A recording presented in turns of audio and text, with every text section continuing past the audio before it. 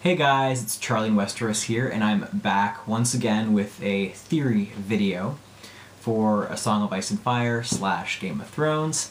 The TV show starts in only 6 days now, season 4 that is, and I thought why not get one more theory or thoughts video out there before I get into reviewing the episodes every week. I have a couple more videos coming out this week that I really hope to get them out or made and put on my channel before season 4 finally starts. So knock on wood for that. But yeah, without further ado, I guess I'll get into my theory. Again, this video contains spoilers, so if you have not read the books A Song of Ice and Fire, I strongly recommend moving away from this video. Now, a number of YouTubers have made videos lately discussing Jon Snow's parentage, and while I was going to start this video off as, I guess, a response to the evidence that these other YouTubers presented, I think it's just better if I present my own case rather than create a debate or engage in like a inter-video debate, which we can of course still have, but I'd rather keep that to the comments below. So if anybody has any thoughts or criticisms of my theory, or at least the theory I'm going to present, by all means, I'm all ears, or eyes, I guess, in this sense. Naturally, if you would like to check out the thoughts of my fellow YouTubers who've made the videos on Jon Snow and his alleged parents, by all means check them out. There's Maester Payne and Tony Teflon. I'll put links to their channels below, and of course James Johnson and his mother LaDonna have made some excellent theory videos as well, so check them out below. So yeah guys, all three of you groups have made some pretty great videos. Tony, I've been really enjoying your recent videos, so shout out to you, and thanks for the shout out in your most recent video as well. Maester Payne, I know you just started out making Game of Thrones theory videos, so please don't stop, keep it up. I look forward to hearing more from you. Now, if I can, I guess, just jump into my own thoughts on Jon Snow and the mystery of who his mother and father are, I will do so now.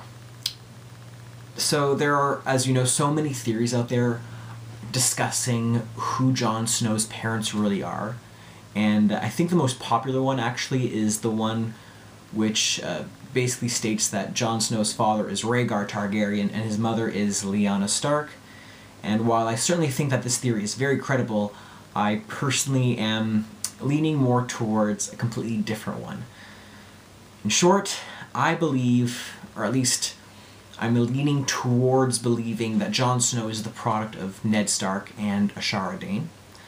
Now, I know what probably many of you are thinking. You might be thinking that I'm completely wrong, and maybe some of you agree with me, and like I said, many might disagree. So let me just get into the whys and hows and all that good stuff of my theory. So here's the breakdown. Why? My first point of evidence comes actually from something Robert Baratheon says to Ned Stark when he inquires about Jon Snow's mother once they leave Winterfell and are on the King's Road. I believe the quote is, actually I've written it right here. He says to Ned Stark, quote, "She must have been a rare wench if she could make Lord Eddard Stark forget his honor, even for an hour. You never told me what she looked like." Now, certainly Robert knows Eddard well, and both in the show and in the book series this really comes across strongly.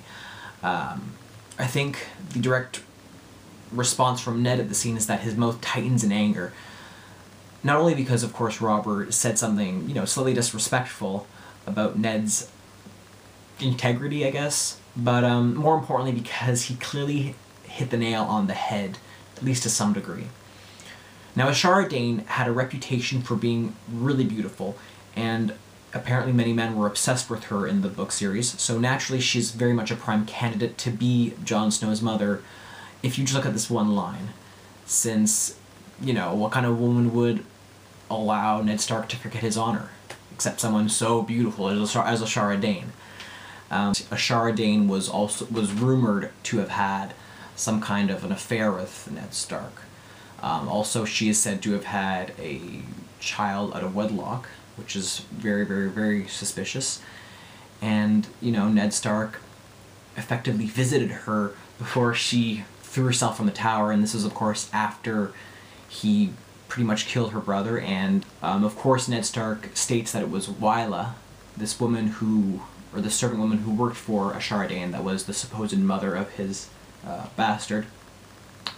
However, you know, Wylla was also the wet nurse to Edric Dayne, who was, I think, Ashara Dayne's nephew from one of her older siblings. I think it was an older sister, maybe? No, it wasn't. It was older brother? I forget. Either way, Ashara Dayne's nephew was basically breastfed by Jon Snow's alleged mother, Wylla.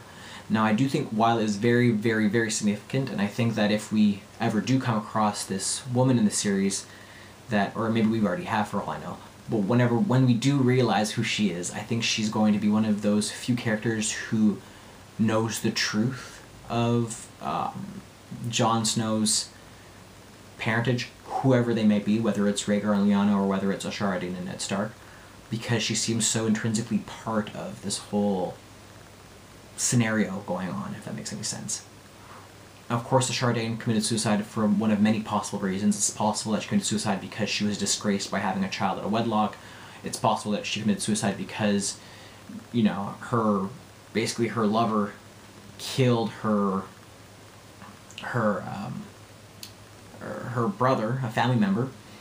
And it could also be a combination of these two factors which led to her suicide, effectively. Whatever the case may be, Ashara Dayne certainly plays some kind of significance into the whole dynamic. I know that's not really a strong point, so here's my second point for this theory. My second point comes from Jon Snow's actual appearance. You know, there's so much talk in the series and importance laid on the idea of physical features and physical resemblance between parents and kids, I think anyway. You know, George R. R. Martin placed so much importance on this. You know, he talks about the fact that all the Baratheons possess dark hair, and how the fact that all of Cersei's kids were blonde and fair was the real giveaway that they weren't related to Robert Baratheon. So, you know, similar characteristics between Ashara Dayne and Jon Snow, you know, includes dark hair, which of course is also something Ned Stark possesses. You know, of course she possesses the violet eyes and Jon Snow doesn't, but that isn't a necessity since he could, of course, take a little bit more after Ned in that respect. Now, I know some of you might emphasize that Rhaegar plus Lyanna scenario might say, or people who do emphasize the scenario might say, you know, oh well, maybe Jon Snow just looks completely like Lyanna Stark in terms of physical appearance, and, you know, maybe he didn't get any of the Targaryen genes in that sense. And yeah, that is totally possible.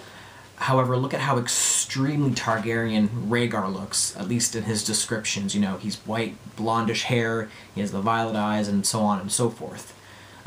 Even though Lyanna she did have typical Stark features, you know, like dark hair, I can't not imagine that something of Rhaegar's would probably pop up in Jon Snow, if he were, of course, indeed the father. Now, I know there have been instances of Targaryens marrying other families, like the Martells, for instance, the Martells of Dorne, and the union would produce children that were not even silver blonde or purple dyed. They'd even possess, you know, darker features. I forget some of their names, but there's a couple characters who are darker featured, at least one anyway, in the books, the short story series with The Adventures of Dunk and Egg. There you go. And I think there was also another Targaryen who was a bit darker too, but I can't think of it. Oh, I think Rhaegar and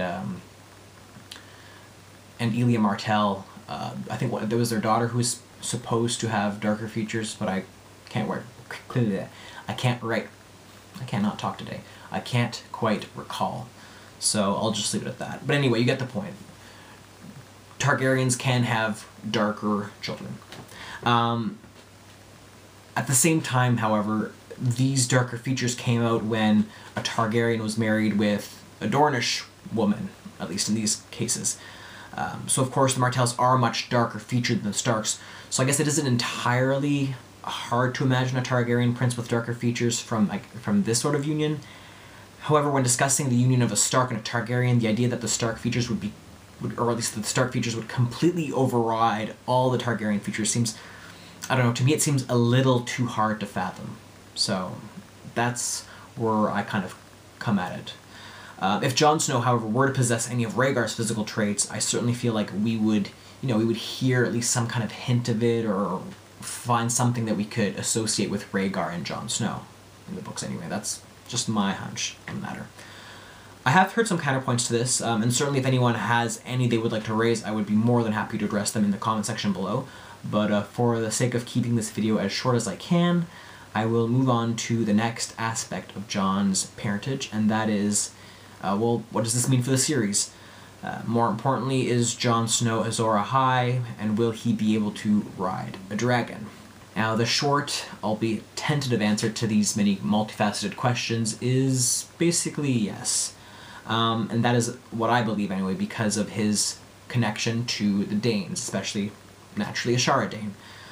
Although George R. R. Martin, in an interview from I think over 10 years ago, said that the Danes were not Valyrians, they must, in my mind, have some kind of connection to Old Valyria, or to these people, the Targaryens, whatever, who have, not lighter eyes, the violet turquoise eyes. They are quite literally the only known house outside of the Targaryens, Valerians, any known individual connected with Valyria who literally possesses violet eyes, and there has to be something to that. My suspicion is that while the Danes aren't directly Valyrians, especially since their house is one of the oldest ones of Westeros, perhaps a female from one of the main noble houses of Valyria married into the Danes, maybe the source of the Danes' uniqueness is even older, since their crest image is over, well, it's a shooting star laid over a lavender backdrop, which I think hints to their eye color, and the fact that their sigil is a falling star directly hints to the fact that they also possess the requirements to ride a dragon. Now, again, this is tied into their physical characteristics. And of course, when I say physical characteristics, I'm specifically talking about the Dragon Lords of Old Valyria. Let me explain. Arian Martell made the comment that Gerald Dayne, a member of a cadet branch of House Dayne, was so beautiful and attractive that if she were to marry him, their children would be as beautiful as Dragon Lords. And I think she is onto something when she says this, although I don't think she realized it at the time. Dragon Lords, we learn, I think it was book 4, is the title for those noble families who pretty much ruled over the Valyrian freehold. Even though Ashara Dayne and Gerald Dayne aren't said to possess the white blonde hair of Targaryens, their purple eyes and their supposed overwhelming beauty are some hints that there is at least some kind of connection between them and these Dragon Lords of Old Valyria. I know maybe some of you are thinking I'm clutching at straws or strings or whatever that expression is, but I really think there's something to this. Here's the thing, we already know that the story goes beyond the scope of just the various kings fighting for the throne of Westeros. There are way bigger things at hand, and without a doubt I think that the doom of Valyria is definitely connected to these events taking place. The Targaryens were only a minor family among the Dragon Lords, and they certainly were not the most powerful one. So what if, and again, just what if, a long time ago, one of these most prominent Dragon Lord families had a member, maybe in exile, maybe not, but someone of their own kind who settled in Dorne and managed to both marry into the Dayne family and live their lives there, effectively becoming Westerosi in the process of continuing the line of Dayne. The Valyrian freehold existed, I think, some 6,000, or it had existed since like 6,000 years. I cannot talk today. The Valyrian freehold had existed some 6,000 years before the contemporary events that are occurring in A Song of Ice and Fire.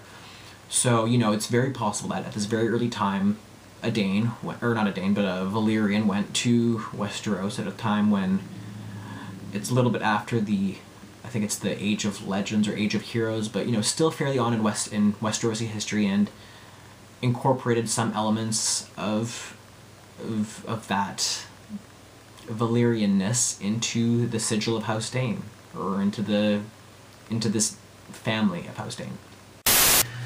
So of course, if Jon Snow is the son of Ashara Dayne, and if Ashara Dayne has some kind of ancient Valyrian blood in her, then certainly Jon Snow should be able to ride a dragon, especially if he possesses the same dragon magic or sorcery or whatever intrinsic ability the Valyrians and Targaryens had to ride dragons.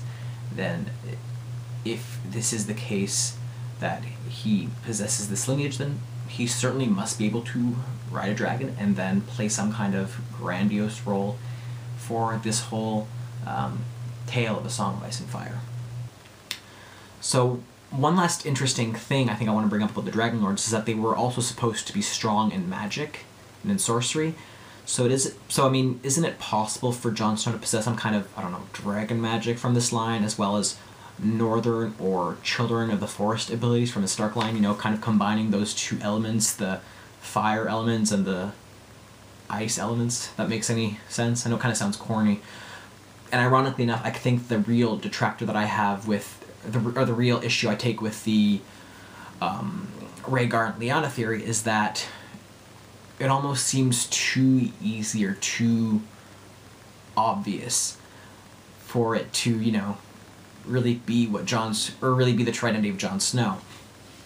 And yes, I know it wasn't obvious to everyone, and it wasn't entirely obvious to me either, but at this point it just seems to be the most popular and the most obvious theory, that it seems too obvious, if that makes sense. And I'm not trying to discredit it, but I'm just saying, for me, I have some doubts as to whether or not that's the whole story at play. Regardless, comets and dragons, I'm just going to get back on talking about House Dayne sigil specifically in this sense, since comets and dragons, like I said, are intrinsically linked, I think. Now, this might be a bit of a stretch, but hear me out. What if, in the same way that the comet in the sky at the end of the first book foretells the return or coming of the dragons, that Jon Snow, being born of one who is from House Dayne, i.e. being born of a house that literally has the sigil of a comet or a star, you know, flying over a background with a sword over it, runs in tandem with this whole image. You know, I truly believe that it's all about the metaphorical significance of Jon's birth in this sense. Now, does this mean that Jon Snow is Azor Ahai, or the prince that is promised? That I am not completely sure. I'm not completely sure, but certainly you could read it that way. I definitely am still having some troubles reconciling the idea that Jon Snow is Azor Ahai, even though there probably is a strong chance that it is him. Like I said, you could read the prophecy in such a way that just like the dragons were born after a bleeding star, a comet flew across the sky, you know, Jon Snow was born from a woman whose crest is a white comet flying across a lavender background. And of course, even more importantly, you know, there's the sword, that white sword, Dawn, I think that's the sword name, yeah, Dawn, which is also said to be made of a fallen star, a comet, something like that, on their sigil. So, you know, maybe this also hints at the fact that this is, or not necessarily Dawn, but the sword that Jon Snow, or I should say Azor Ahai, will wield is, you know, represented on this house sigil, even though it's not necessarily the same sword that is currently being wielded by the most prominent member of House Dayne. If that made any sense. I think it did, though. But if you're confused at what I'm saying right now, please tell me in the comments below. Again, I apologize, this video is a little bit disjointed today. It's a theory that's not entirely polished on my part, so I do apologize. But it's something I just really wanted to share with you all, since I think I know a lot of you will have some insight or some input to share on that one. So I think I'm going to end my video at that. You know, I think I've left you guys with a few notes to think on. Of course, if you have any criticism, comments, or thoughts on this theory, please let me know in the comments below. I will be making a couple more videos, like I said, this week. They're not going to be theory videos, they're going to be more relaxed, spoiler-free ones, so hopefully you can enjoy those ones until I finally watch the premiere of Game of Thrones and get to give my spoiler-free thoughts on Episode 1 of Season 4. Also, if you do want to see if you want to see spoiler content, That makes sense? Or episode reviews which contain spoilers. I will be doing them with James Johnson and LaDonna for the next little while, so check out James's channel in the comments below, like I said, or in the info section below, and you will be able to, you know, check out my videos or our videos in that section when they come out. So that's all for now. That's all for now, guys. Again, thanks for tuning in, and I hope to see you all soon. So yeah, enjoy the premiere when it happens in just 6 days, and that's all. Take care.